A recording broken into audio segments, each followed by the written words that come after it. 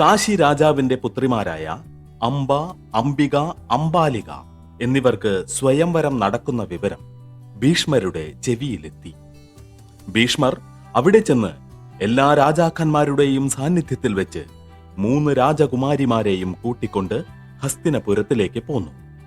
അവിടെ വിവാഹത്തിനു വേണ്ട ഒരുക്കങ്ങൾ എല്ലാം ചെയ്തു. വിവാഹ സമയം സമീപിച്ചപ്പോൾ ആ രാജകന്യകമാരിൽ മൂത്തവളും അതിസുന്ദരിയുമായ അംബ ഭീഷ്മരുടെ അടുത്ത് വന്ന് ലജ്ജയോടും വ്യസനത്തോടും കൂടി ഇങ്ങനെ അറിയിച്ചു: ഞാൻ വളരെ മുൻപ് തന്നെ സ്വാൽവൻ എന്ന രാജാവിനെ എന്റെ ഭർത്താവായി മനസാ വരിച്ചിരിക്കുകയാണ്. അദ്ദേഹത്തിന് എന്നിലും എനിക്ക് അദ്ദേഹത്തിലും അതിയായ അനുരാഗം ഉണ്ടായിക്കഴിഞ്ഞിരിക്കുന്നു.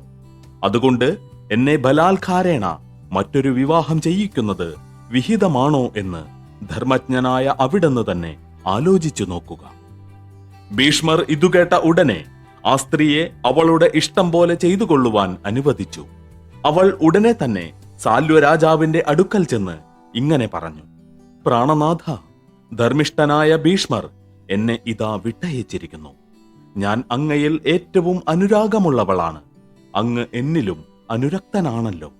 എന്നെ സ്വീകരിച്ചാലും. ഇതുകേട്ട് സാൽവൻ പറഞ്ഞു: സുന്ദരി, പ്രണയസംഗതികൾ നീ പറഞ്ഞതെല്ലാം ഒരുപക്ഷെ പരമാർത്ഥമായിരിക്കാം.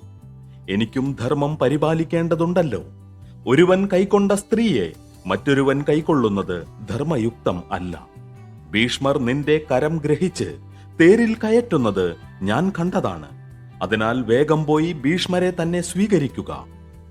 ഇതുകേട്ട് അവൾ ശോകമൂകയായി തപസ്സു ചെയ്യുന്നതിന് വനത്തിലേക്ക് പോയി.